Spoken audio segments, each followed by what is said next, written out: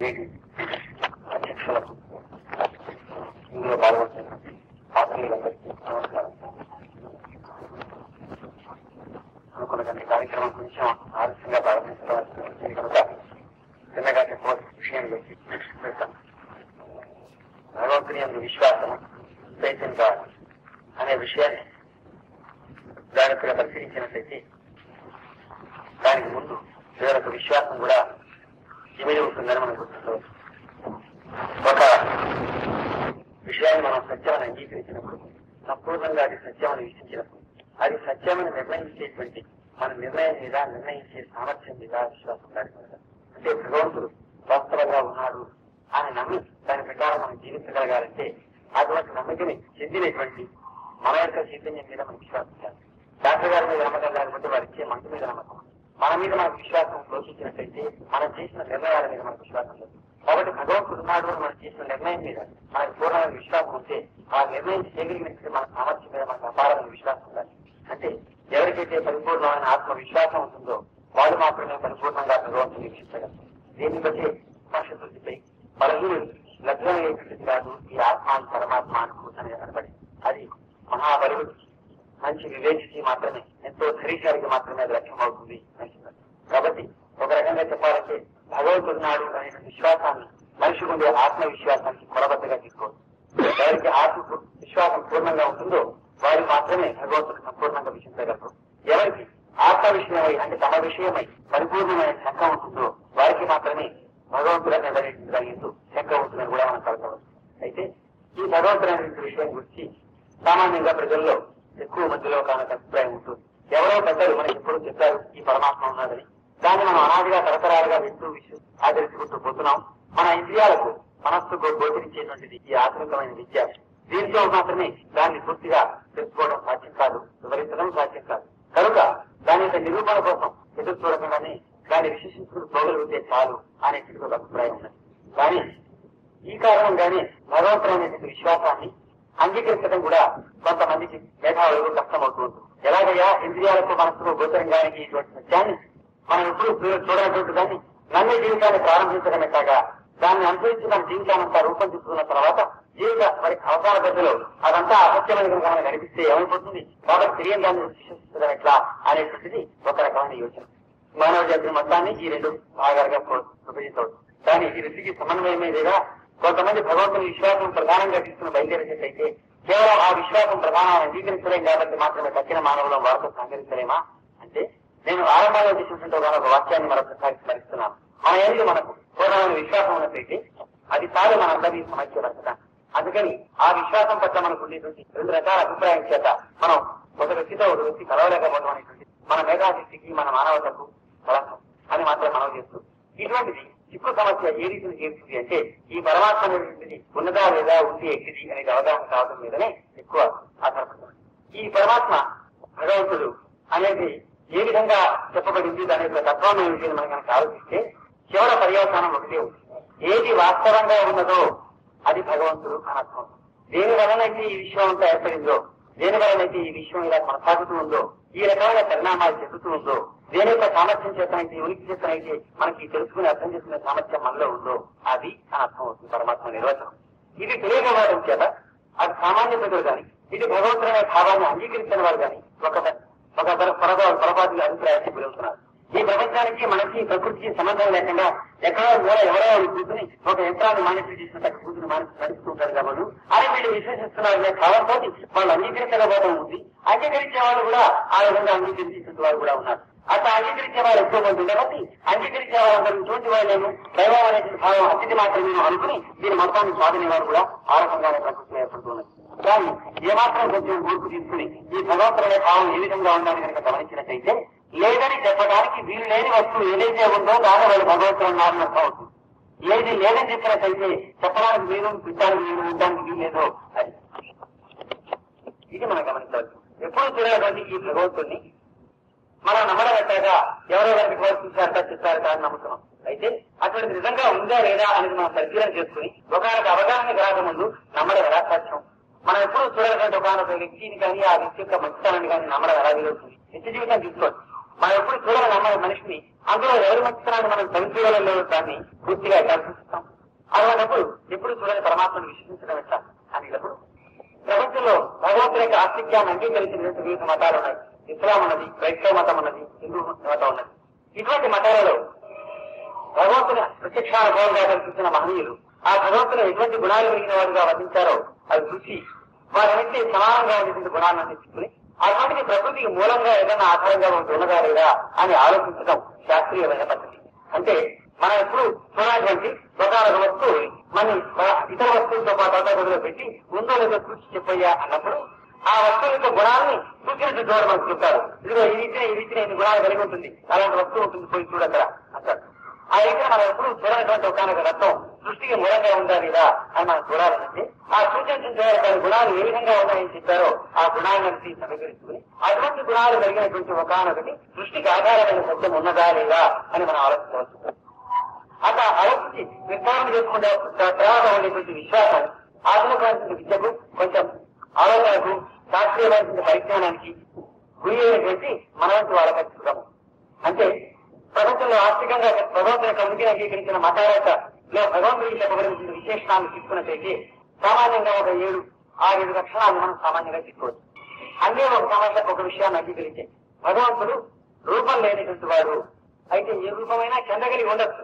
రూపం లేనివాడు, సర్వగతుడు, ఆయన లేనితో ఎక్కడా లేదు, అంతగా ఉన్నాడు. ఈ సృష్టికి కారకుడు, ఈ సృష్టి కొనసాగడానికి అంటే స్థితికి కారకుడు. ఇది లయించినప్పుడు మళ్ళీ అతడిలోనే లయించవలసింది.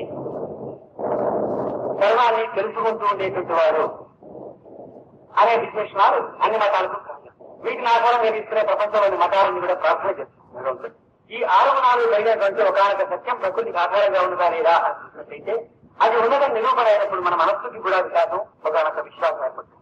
దాన్ని ఆధునిక పరిజ్ఞానం ప్రకారం కించిత్తుగా వివరిస్తాం. నేటి భౌతిక శాస్త్రం మనకి చెబుతున్నది ఏంటంటే ప్రకృతి యావత్తు పదార్థం చేత నిర్మించబడింది. ఈ పదార్థమంతా కూడా పరమాణువుల చేత చేయబడి ఉన్నది. ఈ పరమాణువులన్నీ కూడా అంతకంటే సూక్ష్మతరమైనటువంటి ఎలక్ట్రాన్, ప్రోటాన్, న్యూట్రాన్ వంటి అంశాలతో చేయబడి ఉన్నాయి.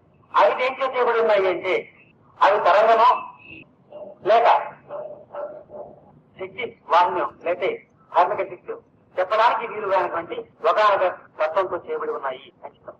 దీన్ని బట్టి మనకి ఏమర్థం అవుతుంది, ఈ అనంతమైనటువంటి విషయం అంతా కూడా ఈ ఎలక్ట్రాన్, ప్రోటాన్, న్యూట్రాన్లు మొదలైనటువంటి దేంతో చేయబడి ఉన్నాయో ఆ ఒక్క శక్తి చేతనే అన్ని ఎలక్ట్రాన్, ప్రోటాన్, న్యూట్రాన్లు మొదలైన పదార్థాలు చేయబడి ఉండాలి. వాటి యొక్క సమ్మేళనం చేతన అన్ని పరమాణువులు చేయబడి ఉండాలి. వాటి సమ్మేళనం చేతన అన్ని అణువులు, వాటి యొక్క విశ్వం నిర్మాణమే ఈ విషయం. అంటే ఆ మూలమైనటువంటి కణాలు ఏవైతే అని చేపట్టారో ఆ ఒక్కదాని చేతన ఈ విషయం యావత్తు చేయబడి ఉన్నది అనే విశ్వాసంతో దానికి ఇందాక పరమాత్మకు చెప్పుకునేటువంటి 6 గుణాలలో 5 గుణాలు ఉన్నాయి. దానికి రూపం లేదు అన్నాం.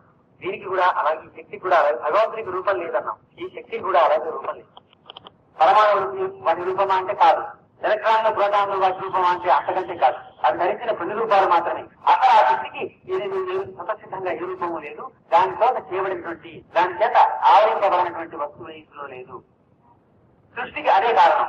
ఆ శక్తి ఎలక్ట్రాన్, ప్రోటాన్ రూపం ధరించి వాటి సమ్మేళనమైనటువంటి పరమాణు రూపం ధరించి వాటి సమ్మేళనమైన అణువులు వాటికి చేయబడిన బృహత్తరమైన విషయం యొక్క రూపం ధరించింది కనుక సృష్టికి కారణం అది.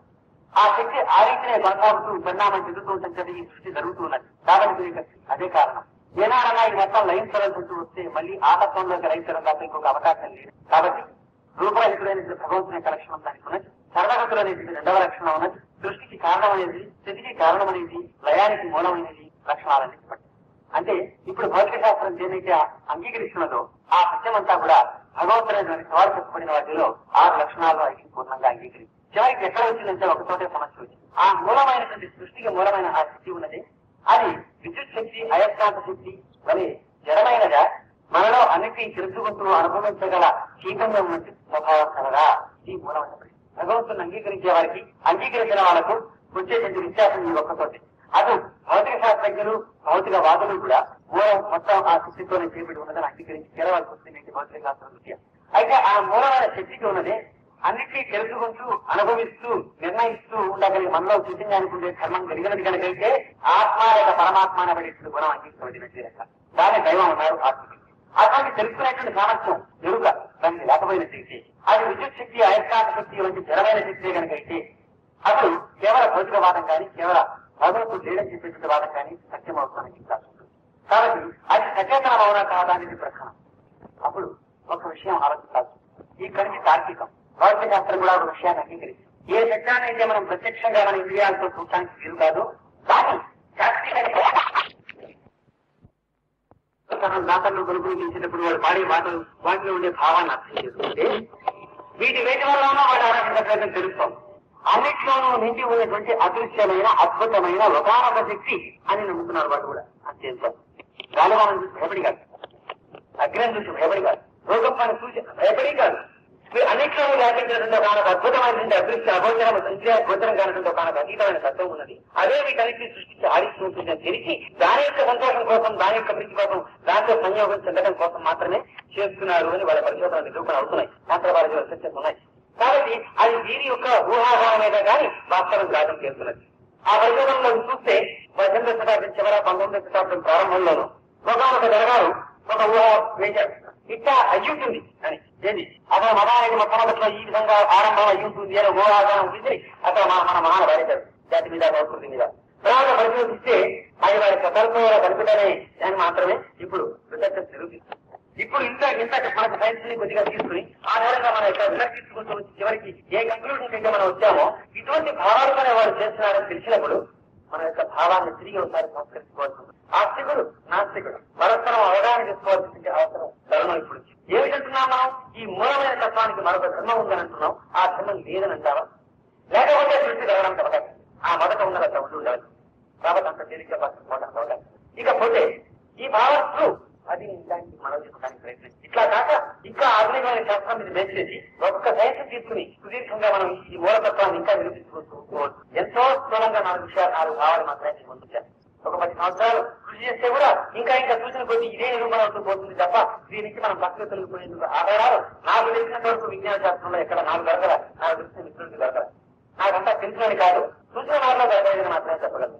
కాబట్టి మనం విశ్వసిస్తున్నది నిరూపించలేని ఒక విషయాన్ని కాదు, ఏది లేదని నిరూపించడం కష్టమో అసంభవం కాకపోతే దాన్ని, ఏది ఉన్నదో దాన్ని, ఏది లేకపోతే ఈ సృష్టి కానీ నేను కానీ మీరు కానీ లేమో, ఈ మాట్లాడటం తెలుసుకోవటం వినడం అనేది లేదో దాన్ని. అది లేదో అన్నప్పుడు నేను మాట్లాడటం ఎట్టా, నేను వినడం ఎట్టా, నేను ఉన్నది చెప్పింది అవునో కాదో మీరు చెప్పడం ఎట్టా? చెప్పండి సార్.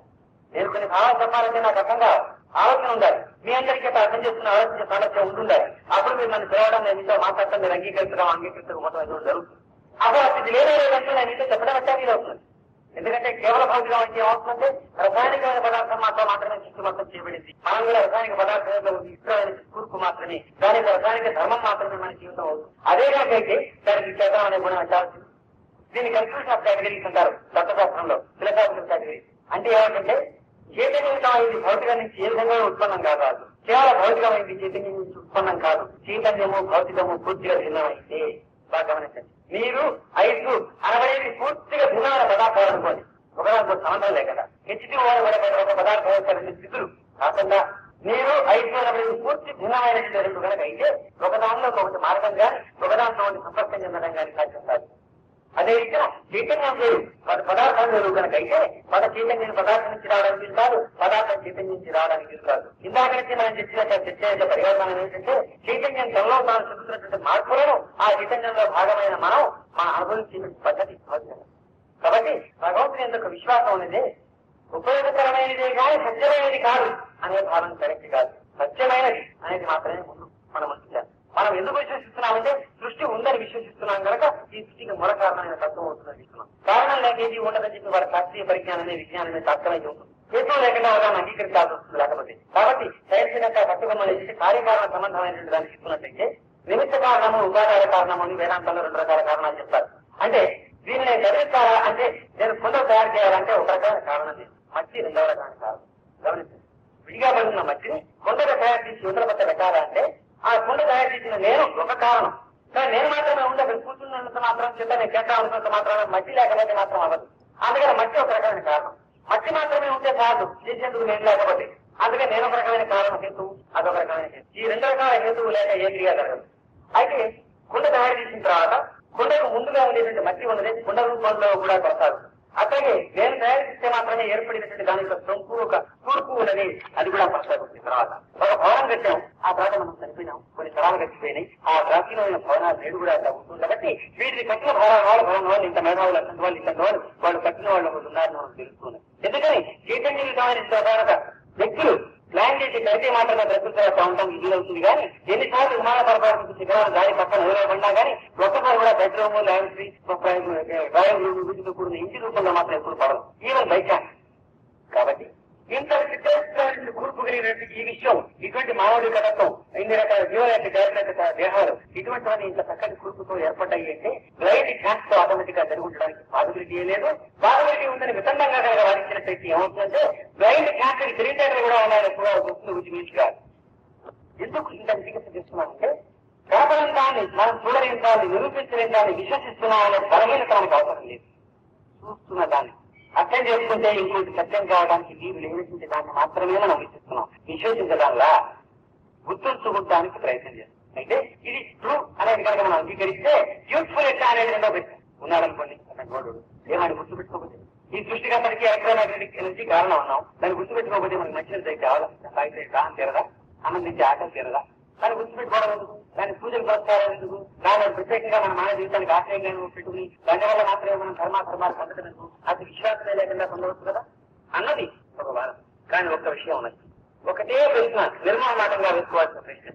అందరం ఒక విషయాన్ని నమ్ముతాం, దేవుడు ఉన్నాడని ఒప్పుకొనింది, ఒప్పుకోకపోని ఒక్క విషయం మాత్రం ఒప్పుకుంటాం, మానవుడు సాటి మానవులను మానవత్వంతో చూడవలే, ధర్మంగా ఉండవలే, ఏ మనిషిని పీడించకూడదు, అందరం కలిసి జాతి యొక్క ప్రగతి కోసం ప్రయత్నం చేయవలే అనే సిద్ధాంతాన్ని నిరాకరించేటువంటి సిద్ధాంతంలో ప్రపంచంలో లేదు. కానీ మూలమైన ప్రశ్న ఏంటంటే ఇట్టి సిద్ధాంతం ఎందుకు అంగీకరించాలి, మనుషులం కాబట్టి అన్నారు. ఒకటే కాదు, అందరం కలిసి అవునా మనుషులం కాబట్టి అంగీకరించాలా అన్నారు. అంగీకరించి జీవిస్తున్నామా, పొరుగునా జీవించగలమా అని ఆలోచిస్తే పొరుగునా జీవించగలుగుతున్నాను అని ఎక్కువ మంది పూర్తిగా అనుకోలేదు. ప్రయత్నం చేయవలసింది, రాయితో శిల్పం చెక్కుతున్నాం, క్రమంగా అవుతుంది. కృషి చేసి జీవితంలో అతనికి ఎప్పుడు వద్దామని ఒక ఆశయాన్ని పెట్టుకుని బయలుదేరుతున్నాం. మనసుని ఇంద్రియాన్ని నిగ్రహించుకుంటూ మనిషిని ఇంకా మనసుని నైతిక మార్గం వైపు తీసుకుపోవడానికి అందరం కలిసి కృషి చేస్తున్నాం. మనం కోసం అందరాన్ని కల్పించడం కోసం ప్రయత్నం చేస్తున్నాం. అంతేగాని మానవం అయిపోయాం కాబట్టి అతను జీవి చేయడం లేదే, కాబట్టి మానవం కాబట్టి అనేది ఒక వాదం కాదు. ఎందుకు ఉండాలి, సత్యంగా ఎందుకు ఉండాలి, ధర్మంగా ఎందుకు ఉండాలి, దయగా ఎందుకు ఉండాలి, ఇంకోటి ఎందుకు దోచకూడదు చెప్పండి చూద్దాం. భగవంతుడు సంబంధం లేదా, ఇది దాని ఎందుకు దాచకూడదని అడుగుతున్నా, తార్కికంగా అడుగుతున్నా, కేంద్రబద్ధంగా శాస్త్రీయంగా అడుగుతున్నా. చెప్పు మా మాటల్లో ఇందులో సెంటిమెంటల్ గా మాట్లాడితే నేను ఒప్పుకోను, కానీ రీజన్ కావాలి.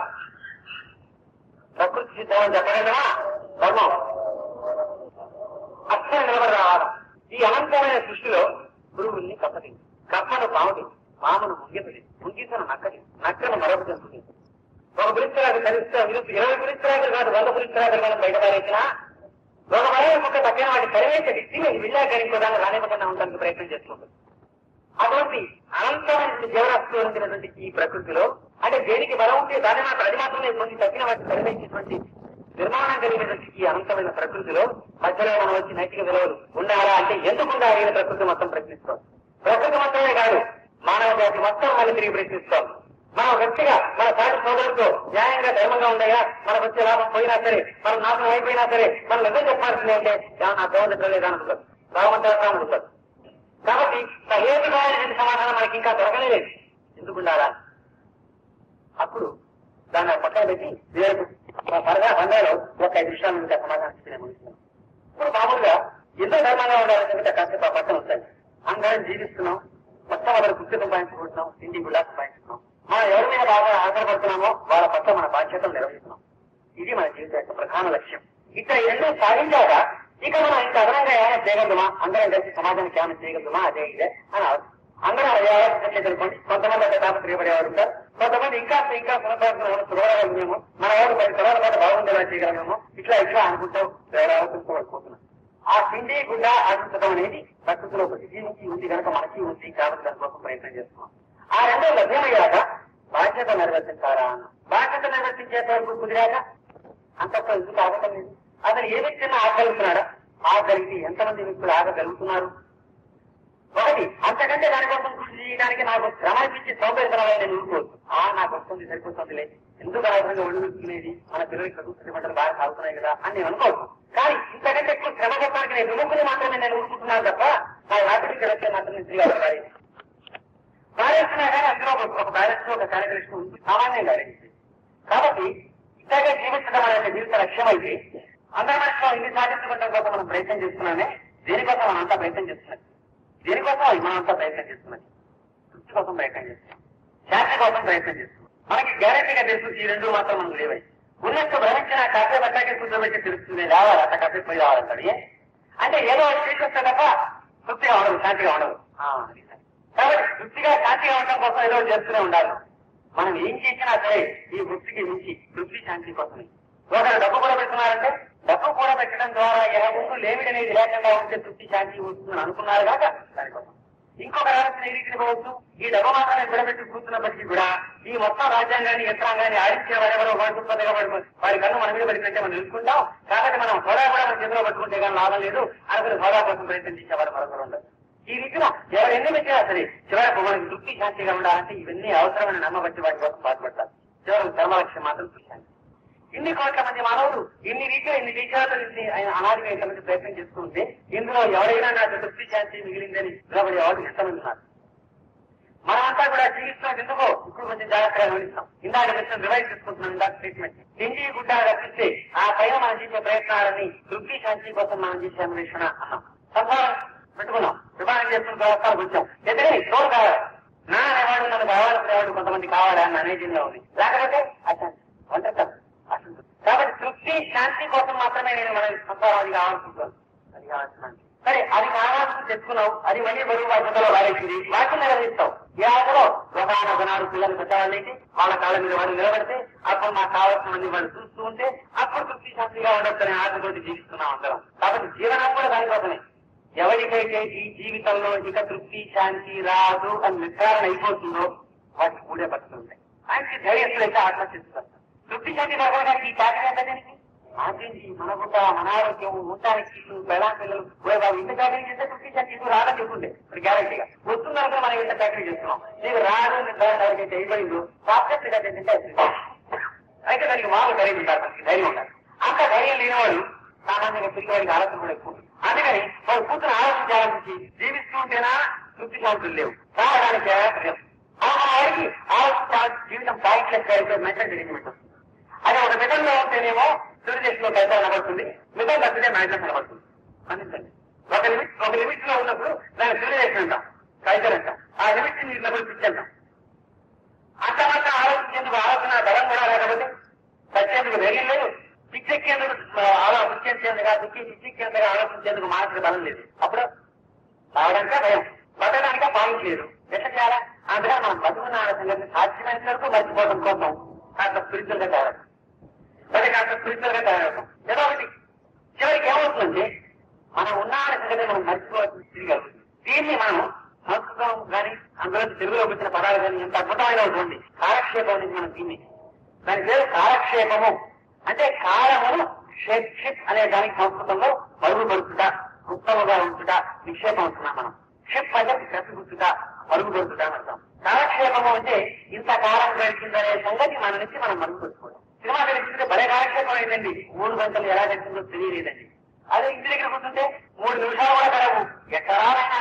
అదే అక్కడ కూర్చుంటే అప్పుడే అయిపోయిందా, లేదా రైల్లో కూర్చుని డిటెక్టివ్ తీసుకుని ఫోటో పెట్టాడంటే పక్కన స్టేషన్ వచ్చిందా, దిగవేయాలేదా తెలియదు, అప్పుడే వచ్చేసిందా అంటాడు. కాలక్షేపం జరిగింది. చేతులు కూర్చుంటే కాలక్షేపం జరిగింది, గ్యాస్ కూర్చుంటే కాలక్షేపం జరిగింది. ఈ కాలక్షేపాలన్నీ ఏంటంటే తృప్తి శాంతి కోసం మనందరికీ తపన ఉండి అది ఎట్లా వస్తుందో తెలియక అది లేకుండా జీవించలేక మనం పడి ఆగతాడు. అది లేకుండా జీవించలేము. ఎందుకంటే తృప్తి శాంతి లేదని తెలిసి కావడం శాస్త్రస్థితి పాయింట్ లేదు బతకడంలో. తృప్తి కోసం శాంతి కోసం ఉండేది తపన మనిషికి విల్ టు లివ్ కంటే బలం. అందుకని తృప్తి శాంతి జరగనప్పుడు will to die damage self destruction becomes the more powerful motive. అంటే జీవించడం కోసం అన్నాహారాల కంటే మీద ఉండే దానికంటే ప్రాణం మీద ఉండే ప్రీతి కంటే కూడా తృప్తి శాంతుల మీద ఉండేటువంటి ప్రీతి ఎక్కువైంది మనిషి. ఆ తృప్తి శాంతుల్ని పొందడానికి మీన్స్ కాబట్టి మాత్రమే ఈ జీవనానికి మనిషి వివరిస్తాడు. దాన్ని పాకిస్తాన్ పొందుతామనుకున్నప్పుడు జీవితానికి వివరించి జీవిస్తాడు. ఎలా లాభం ఎదుర్కొన్న strategy photographer it becomes a burden and exercise. కొత్త చాలా బుద్ధిమంది అయిపోతుంది జీవితం తృప్తి శాంతులు రాకపోయిన తర్వాత. అందుకని ఇచ్చి కూడా అందుకని తృప్తి శాంతుల కోసం ఉండేటువంటి కోరిక జీవితాన్ని జీవితాన్ని ప్రేమిస్తున్నామంటే పొందేందుకు సాధన కింద మాత్రమే మనం ఉపయోగించుకుంటున్నాం. అక్కడ విశేషించి అనుసరిస్తున్నాం. ఆ తృప్తి శాంతి కోసం ఇంతమంది ఇన్ని రకాల ప్రయత్నం చేయడంలో మనంతా కాలక్షేపంలో కూడా ఏం చేస్తున్నాము? ఆ తృప్తి శాంతి లేకుండా మనం జీవించలేము. మన చేస్తున్న ఎన్ని కార్యక్రమాలు కలిసి తృప్తి శాంతి ఇవ్వడం లేదు. అప్పుడు ఏం చేయాలి? ఒకరికి ఒక డబ్బు వచ్చింది, చాలా బాధాకరంగా ఉంది ఒంట్లో, అదేమో దానికి ఏమో మందులు లేవు, బతకము లేదు, రావడానికి ఎట్లా చేయాలని అప్పుడు నెప్పటి లేకుండా మొత్తం మంది చేస్తూ బతుకుంటారు. అంటే డాక్టర్ వచ్చింది, ఇది కేవలం కాదన్నారు, చాలా పెయిన్ఫుల్ గా ఉంటుంది. అప్పుడు ఏం చేస్తారు? అవసరం దశలో దాని పేరు మందులు ఇస్తారు. ఈ మందులు వేసుకుంటే నెప్పిటి లేకుండా ఉంటుంది, వెళ్ళిపోవచ్చు, అంతే తగ్గేందుకు రావలేదంటే నెప్పిటి లేకుండా మాత్రం వేసుకుంటుందంటారు. అట్లాగే మన జీవితంలో కూడా క్షణం నుంచి క్షణం వరకు దుర్భరంగా ఉన్నటువంటి ఈ జీవితాన్ని, ఈ జీవిత కాలమనములు కాలగతిని నిక్షేపం చేసుకోవడం కోసం ఉండే కాలక్షేపాలు మనకు అవసరం. ఇదే ఒక రుజువు. మనం తృప్తి శాంతుల కోసం లేక జీవితలేమంటారు. ఆ తృప్తి శాంతులు మనం ఎన్ని చేసినా పొందడం లేదు సరిగదా. ఆ ఏ తృప్తి శాంతులు వస్తాయని ఆలోచించి మనం డబ్బులు కూడా పెట్టామో అంటే కూడా బతికి నేను మరుసట్లో నుంచి సమస్యలు సరిగా పడగల నిలుపడిన డబ్బులు ఆశ్రయిపోతున్నారు. ఎట్లా? అదొక పెద్ద ప్రాబ్లం. గుండె దగ్గర నుంచి భయమే, లేకపోతే ఒక భయం, ఉంటే ఒక భయం. దానికోసం ఇట్లా ఉన్నాయని చెప్పి తెలిసిన తర్వాత మన పిల్లలు ఎవరైనా వెళ్ళిపోవడం మొదలు పెట్టారు. అప్పుడు దానికోసమే వచ్చి ఆశించే వాళ్ళందరూ మనం మన పిల్లల చుట్టూ చేరి ఎంతో ఎవరినో ఉంది కలబిల్లి మాటలు చెప్పి మొత్తం చేసి వెళ్తుంది బయటికి వెళ్ళబడతారు. ఎన్నో రకాల బాధలు ఉన్నాయి దానివల్ల. వీటిని నిర్వహించుకోవాలి. ఇన్ని చిత్రాలకు కారణమైంది కానీ తృప్తి శాంతి ఎవరికి వచ్చిందా? దీనికి మన పూర్వీకులు చిన్న కథ చెప్తారు. ఒక రాజకుమారుడు మహాదృష్టిగా కృషిగా కార్యక్రమం చేస్తుంటాడు, చీకు చింత లేకుండా. వారికి దుర్బలంగా ఎక్కడ అలవాటులో కానీ ఏ కారణం వల్ల వచ్చిందో కానీ చిన్న దొంగతనం చేయడం అలవాటు. మొత్తం లోకం కాదు, వారి కారణానికి లోకమైన డబ్బులు ఉన్నాయి. కానీ ఏ మొత్తం గారికి వాళ్ళ దుడ్డు పోయినా వచ్చినప్పుడు తప్పకుండా ఒక స్పూన్ అని చేత బొడ్లో పెట్టుకొస్తారు, చిన్న ఉప్పుకే తీసుకొస్తారు, ఒక దూరం దగ్గర పెట్టుకొస్తారు, వారికి కనిపించే కదా. అప్పుడు రాజుగారికి పెద్ద సిగ్గుచెట్టు అయిపోయింది. ఇదేంటి గొప్పది ఎట్లా పెట్టండి, రాజుగారు తలవంపులేదు వచ్చిపోతానే వాడు డబ్బు డబ్బు ఆగిపడి చేస్తున్నారంటే మనం ఇచ్చి మార్పించచ్చు, వీడు మారకుండా ఉన్నాడు ఎలా అనుకున్నాడు. అందుకని దేశంలో సాధించారు. వీడికి ఎవరు మార్చిస్తే అగ్రవాళ్ళు ఇస్తాం. అందరూ భయపడ్డారు. ఎందుకు వచ్చింది గొడవ? ఊరుకుంటేనే వాడు బాగుపడకపోతే ఒక శిక్ష, బాగుపడ్డాడేమో సాధ్యం ఎవరైతే రాజగారు కొడతాడు అదొక శిక్ష. వచ్చి దుడ్డు లేకపోతే బతుకుంటే బతుకోవడం చేస్తున్నారు. నా బట్టి గొడవలు దాని రూపాయలు వచ్చే అగ్రహారం పోతే మన నేను పోయేందుకు ఏం లేదు కదా, కానీ నేనున్నాను. అదే సరే రమ్మన్నారు. వీళ్ళు ముందు మట్టికి చేస్తాం, వాళ్ళు తీసుకుపోయి ట్రైనింగ్ దానికని వారితో పాటు కొన్నాళ్ళ నుండి వారి పక్కన సమాచారం ఎట్లా రాజుపెట్టి రాజుతో పెట్టాలని వారిలో గుణం ఉంటుంది. చెయ్యను అంటే చేయొచ్చు, మరి ప్రాణం పోయినా చేయొచ్చు.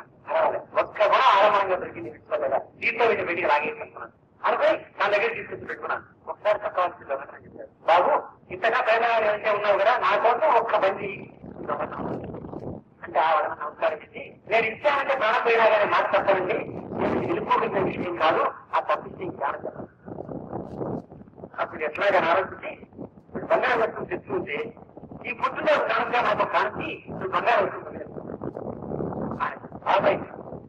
వచ్చే పరిస్థితి వచ్చేసారి ఇద్దరి ఇట్లా వరుసగా మొత్తం క్యాన్సర్ చేసుకుంటూ ఉంటారు గురుగారు. 15-16 అయినప్పటికీ దరిదాపులు వారి చుట్టుపక్కల పరిసర ప్రాంతాల్లో ఉండే వస్తువులన్నీ దేశంలో దిగబట్టారు అన్నీ అయితే వెళ్ళినాక ఆ గురుగారు బుద్ధి తప్ప ఇంకెందుకు అతిథి కూడా అబ్బాయి 40 నాయన పెంచుకుని బయలుదేరారు. ఆ ఆటలో వాహనస్తులు లేవు, అడవిలో పోతూ ఉన్నారు. పోతుంటే ఈ గురువు గారి 10 మంది వెరిపిస్తున్నారు. ఆ దగ్గర రాత్రికి బస్సు తీశారు. తెలంగాణ లేచి మళ్ళా బయలుదేరుతున్నారు. బయలుదేరితే శిష్యుడు ముందు నడుస్తున్నారు. వారి పైన పైకి చాలా మోటార్ చూశారు గురువు గారు. ఏమిటి రానా బూడిది గురువు గారు ఎక్కడ కూడా ఏమిటి రానా మీరు చెప్పిన ఇచ్చిన బూడి లేదు, వాళ్ళ రెండో బూడి ఇచ్చిన గప్పచ్చాను. అది ఏ రీతిన ఎన్ని చేసినప్పటికీ దాని వెనకాల వారి ఆలోచన ఆ రీతిని ఎట్లయితే ఉంటుందో అదే రీతిన మనం ఎన్ని చేసినప్పటికీ కూడా దాని వెనకాల తృప్తి శాంతులు వస్తాయని ఆట మాత్రమే ఉంది. మొత్తం చేస్తాం జీవితం దగ్గర నుంచి తల్లాంతలను చక్కగా చూసుకోవడం దగ్గర నుంచి ఒకటే ఆట మనకు. అంటే వాడు జీవితం ఎక్కడ అడిగి పోతూ చచ్చా అది పాయింట్ కదా ఇది మాత్రం తీసుకోకున్నాడు. ఆ ఒకటే కదా అని కొట్టేయించారు గురువు గారు. మరొక ఆశ్రమంలో ఆగేటప్పటికీ అక్కడ ఉంటే శిష్యుడు ఈ గురువు గారిని ఆశ్రయించుకుని ధ్యానం చేస్తుని యోగా కోసంలో కొంత దూరం వచ్చి భగవద్గీత గుర్తుని పొందిస్తున్నాను, ఆత్మానందాన్ని పొందుతున్నాను. గురువు గారి గుర్తు నేను కృతాకార పొందాను. నేను మీకు ఏ కాన్సరించుకోవడం నాకేం అర్థం కాదు. ఇంత ఆత్మజ్ఞానానికి కారణమైన బోధన ఇచ్చాను నాకు. అందుకని ఎవరి దగ్గర దొరకనటువంటి ఒక మీకు ఇద్దామని అనుకున్నాను. అంటే గురువు గారు అన్నాడు, ఒరే నీకే ఆత్మజ్ఞానానికి దారి తీసుకోండి, నాకేం ఇస్తావా, నువ్వు హాయిగా అట్లా ఉండి దాన్ని నాకేం ఉంటాను. గురువు గారు తీసుకోవాలంటే తీసుకోండి, ఇట్లా కాదని చెప్పి శిష్యుడిని పక్కకి పిలిచి మా దగ్గర పరిచయం ఏది ఉన్నది, ఇది పెట్టి దేని తాకితే బంగారం అయిపోతుంది, ఈ దగ్గర పెట్టి ఉంచుకో, గురువు గారు చూసినా కానీ బంగారం నీకు పాలించడు, నువ్వు గురువు గారు ఎప్పుడైనా ఇబ్బందిలో ఉంటే దేనన్నా తాగించిన బంగారం చేసుకుని అమ్మగురు ఇద్దరు చరంగా గురువు గారి బాధ లేకుండా చూసుకోండి అని చెప్పి అడిగించారు. వారు కానీ మొదలుస్తున్నాడు, ఇద్దరు పోతున్నారు. పోతుండేటప్పటికి అక్కడి నుంచి వచ్చి గురువు గారు నాకు ఎంతో భయంగా ఉంటుంది. ఏమిరా ఇది శంకరం చెప్పినది, మన వేదాంత గ్రంథాలు ఉన్నది, భయంగా ఉంది గురువు గారు అన్న. ఏమిరా అన్నాడు. ఏమో సార్ తెలియట్లేదమ్మా, ఇదో కూడా ఇప్పటిదాకా శుద్ధిగా వచ్చి కదా నాకంటే చిక్కుతారా కదా నిలిచి కదా గ్రామ అంటే కాదు భయంగానే ఉన్నా. అయితే పంచిరా ఆ ప్రయాణికి కారణం ఉందని బాధపడాలి. అప్పుడు అడిగా ఇంత పరిస్థితి దేని పెట్టి తాగిస్తే బంగారం అయిపోతుందో ప్రతి వస్తూ అది ఉండి అంత వేరే చేస్తే తప్పడానికైనా అవకాశం జరగాలి. అది మన తన దగ్గర ఈ సరకనాయి ఉందని ఎవరికైనా తెలిస్తే ప్రాణాంతో బదిలించేది లేదు. అందుకని వీళ్ళు భయం వచ్చింది. ఈ 35 వేల చిక్కుతారా ఉన్నాం, ఆ బల దగ్గర నుంచి ప్రాణశీతి అయిపోయిందే. అందుకని దాన్ని అంతర్భావించారు. అదే రీతిన తృప్తి శాంతులు వస్తాయంటే మనం ప్రపంచంలో చేసి బాధితులు కూడబెట్టుకునే వస్తువులు, కీర్తనండి, హోదా ఉంది, అధికారం ఉంది, ధనం ఉంది, ఏమన్నా కానీ ఇవన్నీ చీకులు చెత్తలు తెచ్చిపెట్టాయి కానీ తృప్తి శాంతులు ఏవి ఇవ్వగల. ఇందులో ఎవరు నాకు వచ్చింది నాకు చాలు అంటారా. కాబట్టి ఇంతమంది జీవితం అడగే ఇది రాదా ఈ తృప్తి శాంతి, ఇంతమందిలో ఎవరికి రాలేదు కాబట్టి లేదా అది సత్యం కాదా? సత్యం కాదని అంగీకరిస్తే మన జీవితంలో ఇన్ని కష్టాలు పడ్డా అంతకంటే. కాబట్టి అది లేదా అన్నది లేదు. ఎవరు ప్రయారిటీ కాబట్టలేదు కాబట్టి భగవంతుడు సత్యం కాదంటే ఎట్లా కరెక్ట్ కాదు. ఇంతకంటే ఇన్ని చేసినా కానీ తృప్తి శాంతులు ఎవరికి రాలేదు కాబట్టి తృప్తి శాంతులు అసత్యం అంటే కూడా జీవించడానికి హేతువు లేకుండా చిత్రంగా వారిస్తాయి. అట్లా అనుకుంటాం మారిపోతాం. అట్లా కాక మన పెద్దలు ఏమన్నారంటే ఈ తృప్తి శాంతులు వస్తాయని అనుభవించుకుంటూ పోయే దాంట్లో మనుషులు పడే పాటల వల్ల లేవా అసలు అధర్మము, అన్యాయము సమాజంలో వస్తున్నాయి. గమనించుకోవాలి. నా తిండి గుడ్డ నా కుటుంబ బాధ్యతలు నెరవేర్చే సరిపోతాయని నా దృష్టి పోయి ఇంకా ఎక్కువ చెప్పి నాకు తృప్తి శాంతులు వస్తాయని ధైర్యంతోనే దానికోసం బాధపడ్డా. దానికోసం అధికారం పోయిన వారు దానికోసం కీర్తి కోసం పోయాడిపోవడం, ఎవరు దేనికోసం అన్యాయం చేసినా కానీ ఆ అన్యాయం వచ్చే ఫలితం వల్ల మనకు తృప్తి శాంతులు ఎక్కువ అవుతాయి అనుకోవడం చేస్తున్నాం. కాబట్టి ఆ తృప్తి శాంతులు ఎట్లా వస్తాయి తెలియకపోవడం చేత మనుషులు తప్పనిసరిగా ఆ ధర్మం కొట్టవలసి ఉంటుంది అని మనకు అర్థం చేశారు. అయితే ఈ తృప్తి శాంతులు సాధ్యమా కాదా అనే ప్రశ్నకు ఋషులు చెప్పుకున్నారు. వాళ్ళు అన్నారు గాఢమైన నిద్రపోతున్నారే స్వప్నం కూడా లేకుండా ఆ పరిస్థితిలో నేను ఏం అసంతృప్తి ఏం అశాంతి వెనకంలో ఉండగా 2 లక్షల మంది 100 కోట్ల మంది 2 రకాల ప్రయత్నం చేస్తుంటే ఇందులో ఎవరికీ లేని తృప్తి శాంతి గాఢంగా స్వప్నం లేకుండా నిద్రపోతూ ఉండే సమయంలో ప్రతి వారికి ఉన్నది చూసుకో. అతడి లేకుండా వీలు కాదు ఉన్నది అంగీకరిస్తారు. ఎట్లా గాఢంగానే ఉన్నది అది ఉన్నట్టు మన రుజువు వెళ్తా ఇంతమందికి అనుభవం అవుతుంది కదా రుజువు అంగీకరిస్తుంది. ఇది మైకి ఎట్లా ఒప్పుకుంటున్నాం, ఇంతమందికి ఇది మైకి అనుభవం అవుతుంది కనుక. ఈ జగత్తులో ఎందుకు ఒప్పుకుంటున్నాం, ఇంతమందికి జగత్ ఒకలాగే అనుభవం అవుతుంది కనుక. ఇంతమందికి ఆ తృప్తి శాంతి ఇంతట్లో అనుకుని ఒకలాగే అనుభవం అవుతుంది కాబట్టి వాస్తవం జీవితంలో భాగమని అంగీకరించాల్సి ఉంటుంది. అప్పుడు ఎట్టి తృప్తి అశాంతి లేవు. ఇన్ని చేస్తుంటే లేనటువంటి తృప్తి శాంతి అప్పుడు ఎన్ని చేయకుండా కూడా ఎందుకు వస్తున్నాయి. అప్పుడు వాళ్ళు చెప్పిన ఏమిటంటే ఒరే ఆ తృప్తి శాంతులు ఎక్కడ నుంచి వస్తున్నాయో తెలుసుకుంటే నీకు ఇప్పుడు కూడా కొంతమంది వీలు అవుతున్నారు అన్నారు. అప్పుడు దానికి కూడా వాళ్ళే ఒక ఆలోచన మనకి దాచుకుంటారు. మెలకువలో ఉండేటప్పుడు సుఖం గాని దుఃఖం గాని మనకు 5 జ్ఞానేంద్రియాలు మనస్సు సుఖం వచ్చినా సరే 5 జ్ఞానేంద్రియాలు ప్లస్ మనస్సు లోంచి వస్తాయి.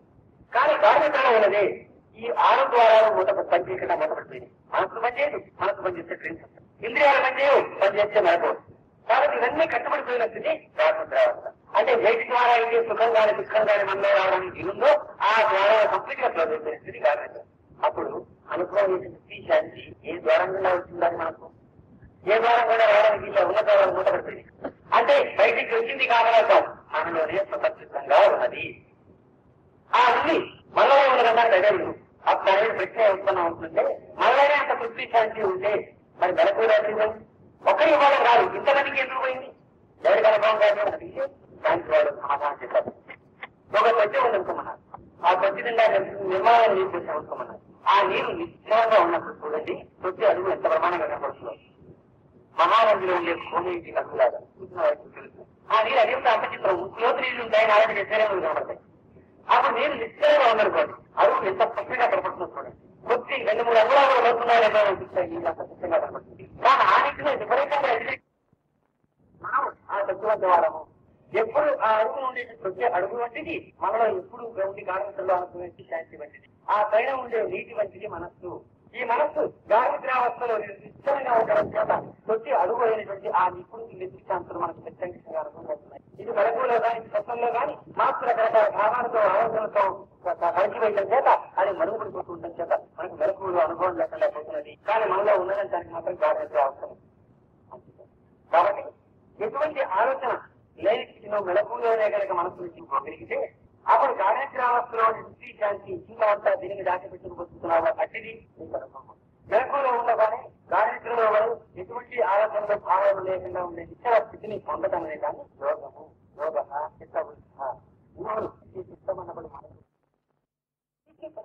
సమాజంలో అధర్మం అన్యాయం ఒకరిపోతూ చింతలో భయము అసంఖ్య దుఃఖం ఉంటుంది లేనివారికి ఉన్నవారికి కూడా ఎక్కువ దానికోసం దాన్ని సాధించుకోవడం కోసం మనం బతుకుతున్నాం అని ఈ తిండి కూడా మనం సంపాదించుకోవడం కోసం బాధ్యత కోసం ఇష్టపడుతూనే ఇంత చాకరీ కూడా నిష్ఠానం చేస్తున్నాం పొందకపోతే తృప్తి శాంతులు వస్తాయని ఆశతో మనం తృప్తి కలుపుకుంటున్నాం సాధించుకుంటున్నాం కుటుంబ బాధ్యత నిర్వహిస్తున్నాం ఒకనాడు తృప్తి శాంతి చూపుతామని ఆశతో దాని మొదటగా చచ్చిపోయినట్టయితే జీతం లేకుండా విశ్వాసం బతుకుపోతున్నాం మనంతా ఇదంతా సాధకం కావడం దీని మీద ఆధారపడింది మనం తృప్తి పొందగల మీద ఆధారపడింది కాబట్టి ఈ కోసం కొంత తప్పకుండా దాన్ని పొందడం కూడా మనం కొంత చేయవచ్చు మెలకులో నిద్రావస్తున్నాం దానికి ఎలాగా అంటే మనసు యొక్క సంచలనం చేత కదా ప్రతి ఒక్క అడుగు కనపడకుండా పోయింది మనసు యొక్క సంచలనం చేత కదా మనలో ఉండే విశ్రాంతులు కనిపించకుండా పోయి వీటి యొక్క చలనం ఆగవలే అంటే ముందు ఒక పద్ధతితో ఆలోచించి ఆగ్రహం మనసు ఆయన అర్థం కొంచెం అర్థం ఉద్దేశం వల్ల బతుకు నువ్వు ఆకలి తగ్గించుకోలేవు మరి కోట్ల ఆలోచన మనసుకే వచ్చిపోతున్నావు ముందు వాటి ఊరికే మనం చూస్తున్నాం కొన్ని ముఖ్యమైన విషయం లేకుండా ఏమంటాం మరి వాడు అంటారా వీడు ఇలా చేశారా వాళ్ళంతా అవగలిగిందట్రా అంటాం they may be true but వాడు నిజంగా వాళ్ళు అయితే కావచ్చు ఈ మాట్లాడుకున్న నీ ప్రతి మాత్రం లేదు నీ కామన్ మాత్రం లేదు కాబట్టి ఇటువంటి అనవసరమైన ఆలోచన ఆపి అది ఎట్లా వస్తాయి రాగం వల్ల ద్వేషం వల్ల అసూయ వల్ల వస్తాయి ఆలోచనలు వాడు ఎవరో పైకి వచ్చేస్తున్నాడు వాడు పైకి రావడం నాకంటే ఎందుకని ఏడుపు లోపల నాకు రాత వాడి మీద రకరకాల పుట్టిస్తారని లోపలికి ఊరుకుంటుంది వాడి గురించి ఇంతకంటే ఎవరే మాట్లాడుతాడో విందాం అనుకుంటూ ఉంటుంది ఇవన్నీ తరంగా వచ్చి నాలో ఉండే వృద్ధి చేస్తున్నానని పలుకుంటున్నాను ఆశిస్తూ నువ్వు అట్లా మాట్లాడిన ద్వారా వారికి కానపోతుంది నీ జ్ఞానం వస్తుందా కొంచెం కావాల్సింది కావాలి నీకు వచ్చేది ఏమలేకపోయే వాడికి పోయేది ఏమలేకపోయే నువ్వు అసలు అట్లా మాట్లాడినందువల్ల అంతకంటే నువ్వు సిద్ధంగా ట్రై చేసి ఈ ఎఫర్ట్ గాల్లో పెడితే నువ్వు తప్పకుండా ఏదైనా సాధించుకోగలవు బాగా చేసుకుంటారు టైంలో బాగా చేసుకుంటారు కాబట్టి అసలు పట్ల అంత వేస్ట్ఫుల్ లేక కామన్ సెన్స్ లేకపోవడం ఇంకోటి కాబట్టి ఆలోచిస్తే నెగటివ్ అట్లాగే ద్వేషం ఇట్లా వరకు తీసుకుంటే ఆ రకమైన శిక్షణాలు మనసు అట్లాగే తీర్చడం కోసం కావాల్సిన అవసరాలు బాధ్యతలు నెరవేర్చాల్సిన అవసరాలు తీరిన తర్వాత ఇంకా దేని కోసం కావాలట తృప్తి శాంతుల కోసం కావాలి తృప్తి శాంతులు కావాల్సిన పని వేరే ఒక పని వల్ల మాత్రమే దీని వల్ల రాదు అని తేలిపోయాక దానికోసం ఇవ్వబడుతుంది ఎవరు ఎత్తిన వాళ్ళు అందుకని చిన్నపిల్లలప్పుడు రోడ్డు మీద సిగరెట్ పెట్టలు సగం ముక్కలు గోళీలు విడిపోయిన ముక్కలు గాజు ముక్కలు తీసుకుని అనుకుంటాడు వాటిని తీసే ఒకటి కూడా ప్రాణం చేస్తారు కానీ అదే కొంచెం పెద్దవాళ్ళు అయిన తర్వాత వాసి పెద్దవాళ్ళు అట్లాగే వీటిలో సుశాంతులు వస్తున్నాయని అనుకున్నట్టు డిఫరెన్సీలో ఉన్నప్పుడు ఇంటలెక్చువల్ ఇమెక్టరీలో ఉన్నప్పుడు మనిషి వీటికి ఇచ్చేస్తాం కొంచెం ఆలోచన వస్తే అది అన్నట్టు కాల్చారు పడాల్సిన తప్ప బియాండ్ పర్టికులర్ విచారణను మిగిలిన తర్వాత తను ఇంకో దానికోసం నిజంగా సాధించుకోవాల్సిన దానికోసం ఏది పోతే తన బతికే దండగైపోతుందో తన వారందరి బతుకు దండగైపోతుందో దాన్ని సాధించుకుంటున్నాం వచ్చినప్పుడు దీనికోసం అప్పుడు విగ్రహాలకు వస్తాడమని ఇప్పుడు ధర్మంగా ఎందుకు ఉండాలండి జీవితం యొక్క లక్ష్యం ఏమిటో ఇస్తే ఉంటాం ఉండాలి కాబట్టి ఉండేది ధర్మం కాదు దాని ఎన్నో వయసు కాలేజీకి వెళ్ళాలండి ఏమండి మా చూసి వెళ్ళాలి కాబట్టి లేవండి వచ్చి వచ్చి ఇది ఎందుకు చేస్తున్నావా ధర్మం కాబట్టి చేస్తున్నాం అన్నావో ధర్మాత్మ కట్టుకో నువ్వు కావాలి అధర్మం అయినా నీకు తట్టకూడదు అధర్మానికి తట్టి దాన్ని లెక్కని ధర్మం దాన్ని కలిగి చేసుకుని పోయినప్పుడేమో అది నువ్వు మంచి ఉంటుంది అది చివరికి ఏంటికి రావాలి అధర్మాన్ని తట్టకపోవడం చేత కొన్ని ప్రకృతిలో ఇతర జీవులు తినేవాటిని కూడా మనం తినాలని మనకి ఇప్పుడు తప్పస్తుంది దేశీయ వస్తువులు అప్పటికి మనకి ధర్మం మన మెలకులో గాఢ నిద్రావసరం నిద్ర వెళ్ళాలని కాబట్టి వెళ్ళడానికి మనం ఇష్టం కాబట్టి జీవించడానికి కూడా అవసరం కాబట్టి ఇష్టాన్ని పొందడం కోసమే మన మీద ఆధారపడ్డ వాళ్ళు కూడా ట్రై చేయాలి కాబట్టి వాళ్ళు జీవించాలి కాబట్టి మనము మన మీద ఆధారపడ్డ వాళ్ళు ఇష్టడానికి కొనసాగించడానికి కావాల్సి కోరుకోవచ్చు ఇన్ని చేసినా కానీ చివరికి ఇష్టాంతులు పొందడం అనే ఆశ మీద మనం ఎంత బతుకుతున్నాము అని దానికోసం పరిస్థితుకుంటాం మనుషులందరం దానికి ఆవశ్యకతను దాని యొక్క సత్యాన్ని ఇల్లు లేకపోతే వ్యర్థాన్ని ఎప్పుడైతే బాగా మనసుకు ఆశిస్తున్నామో అప్పుడు ఏమవుతుంది మనకు ప్రకృతంగా ఏది తప్పనిసరిగా బాధ్యతాయుతంగా అవసరమో దానికోసం అయిన తర్వాత దగ్గర చెప్పినంతటిని మన మనస్సును ఆ విధంగా నెగ్గి రావడానికి చేస్తాం అనవసరమైన తలంపులు ఆలోచనలతో మన మనస్సు అవసరమైన ప్రయోజనం చెరగొట్టుకోకుండా ఉంటాం అప్పుడు కోరికలు వాటి దగ్గర వాళ్తాయి అనవసరపు దర్జాలు లాంటి హోదా లాంటి అంతస్తులు లాంటి పాజిటివ్ ఐడియాస్ మన మనసు ఇవ్వబోతాయి దేని నాశనం మనిషిని కూడబెట్టాల్సిన అవసరం కనిపించగా ఎవరు కూడబెట్టారు లేకపోతే మనోనిగ్రహం ఇంద్రియ నిగ్రహం వివేకం మూడు మెలుకున్నది అంటాము అవి అప్పుడు సమాజంలో ఆటోమేటిక్ కాబట్టి జీవితం యొక్క లక్ష్యం ఏమిటో మొదటిది యొక్క మూలతత్వం ఏమిటో రెండవది జీవితం యొక్క లక్ష్యం ఏమిటో దాన్ని ఎలా పొందవచ్చో ఈ మూడు విషయాలు కూలంకషంగా మనిషి మనస్సుతం అవ్వాలి అయితే అర్థమైతే అడుగుతాడు వీళ్ళంతా అని అడగండి మనస్సుకు ఒక అభ్యాసం పదే పదే చేసిన పని ఎంత అప్రియమైన పని అయితే మనిషి ప్రియమైపోతుంది అది సమాజం పదివేల వాడప్పుడు నారికి ఆలోచన పెట్టిస్తూ ఉంటుంది అది నారికి నుంచి ఆలోచి పోయిందాక మరో పట్టుకుంటారు కానీ రోజు తిన్నాక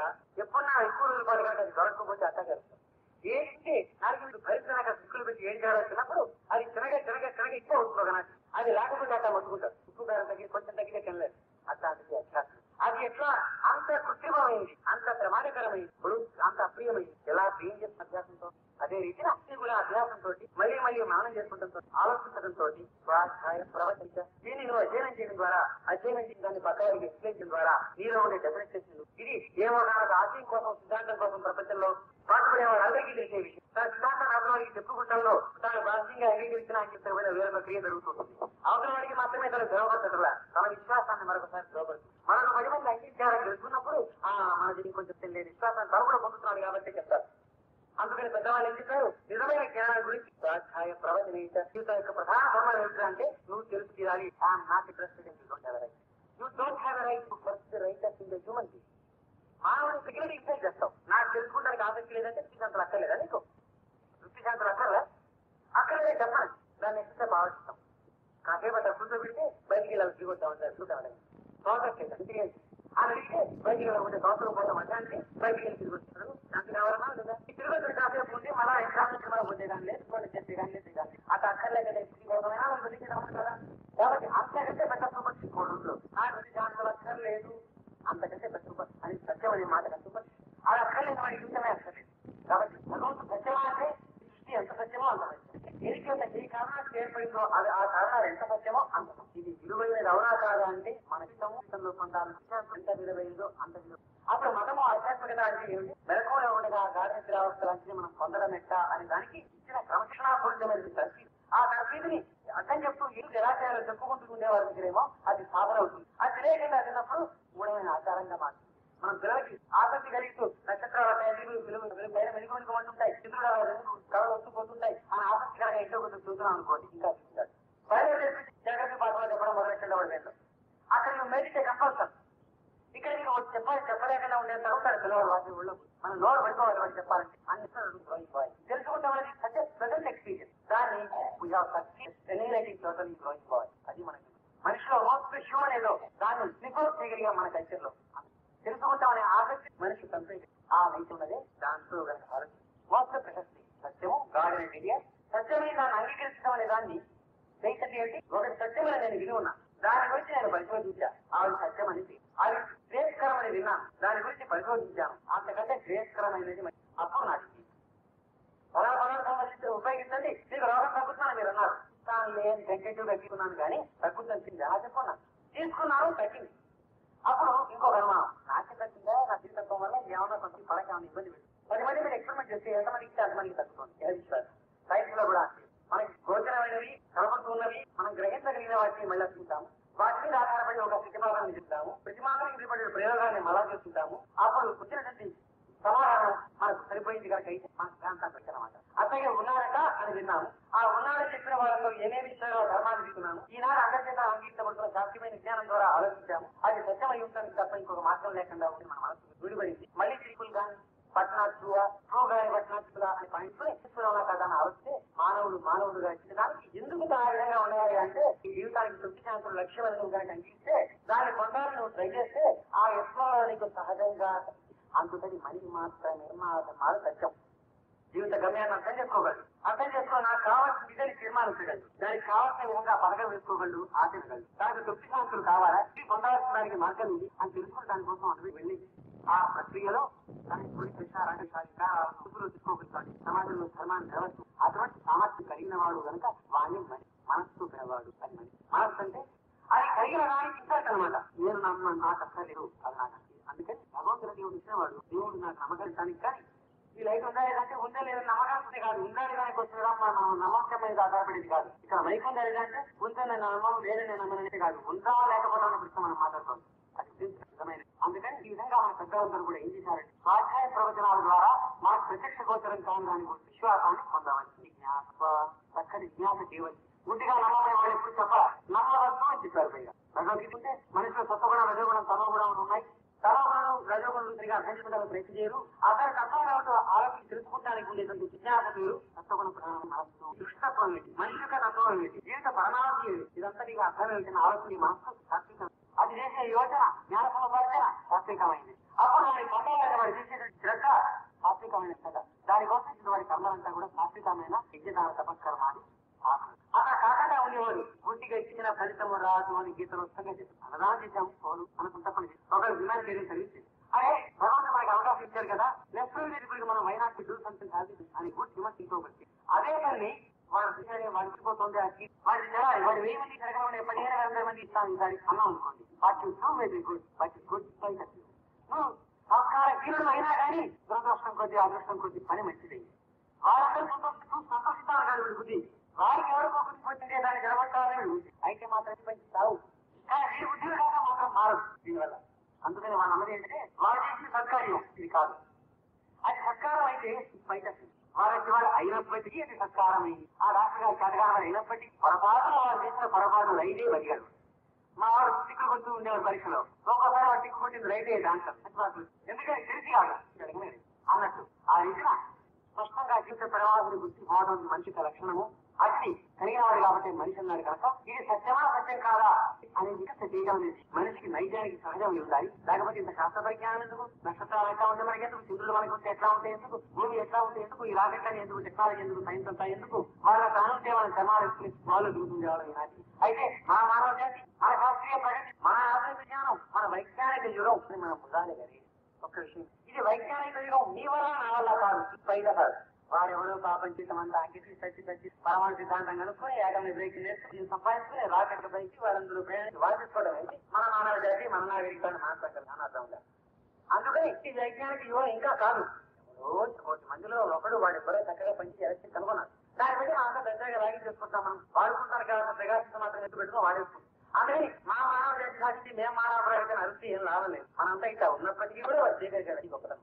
అది మనం గుర్తు పెట్టుకుంటే మనం వైజ్ఞానిక యుగం అయితే, మనం విజ్ఞానవేత్తరం అయితే, మన ఆధునిక విజ్ఞాన శాస్త్ర ప్రబోధితమై మన మనసు యోజన వికల్పబడినట్లయితే నాకు ఇంట్రెస్ట్ మాట మాత్రం అదే చేస్తూ ఉంటారు. అది నేను చెప్తూ లేకుండా విశ్వాసం అనేది సొసైటీలో అది కాదు.